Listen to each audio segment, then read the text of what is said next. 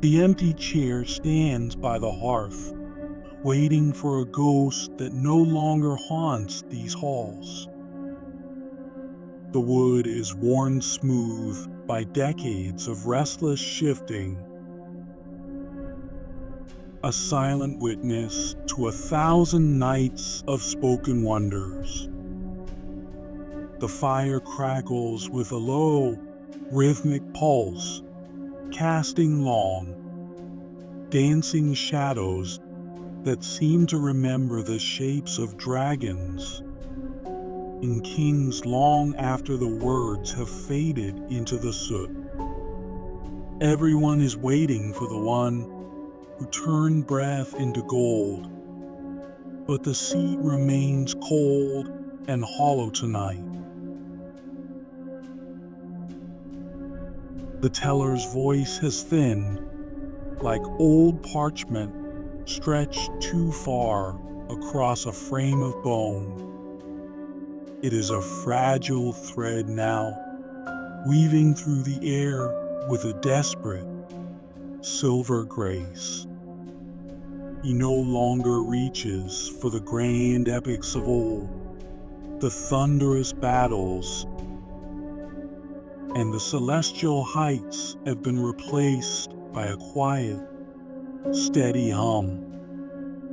His lungs carry the weight of every sentence ever finished. A heavy library of exhales that now struggle to find the strength for one last, meaningful cadence in the dark. He no longer speaks of dragons or the fire that consumes empires from within. Instead, he speaks of the smell of rain on hot stone during a summer that never truly ended. He describes the way a mother's hand feels on a fevered brow, and the specific, haunting melody of a rusted gate swinging in the autumn wind. These are the small, jagged pieces of a life lived in the echoes of others, the tiny truths that remain when the grand illusions have finally crumbled into the dust of time. A story is never truly mine, he whispers to the dying embers, his eyes reflecting a light that was lit a lifetime ago.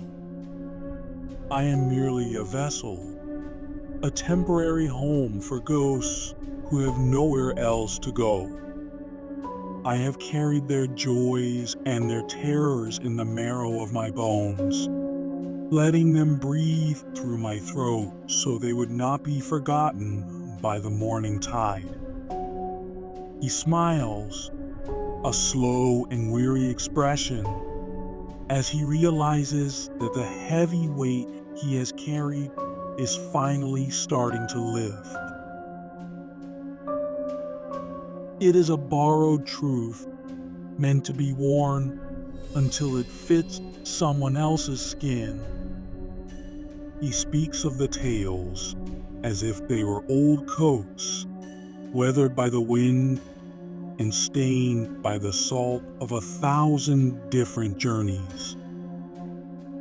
They are not meant to be hoarded or locked away in iron chests, but passed from hand to hand, growing softer and more familiar with every new teller who dares to drape them over their shoulders.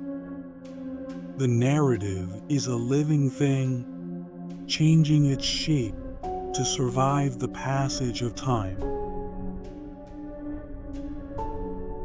He looks to the girl in the shadows, her hands clutching an empty book, as if it were a shield against the coming silence.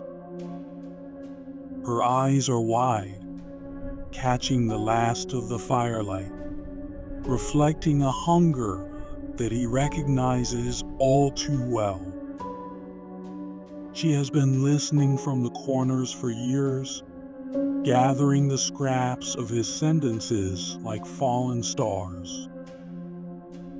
In her, he sees the beginning of a new chapter, one that he will never get to read, but one that he has spent his entire existence preparing for.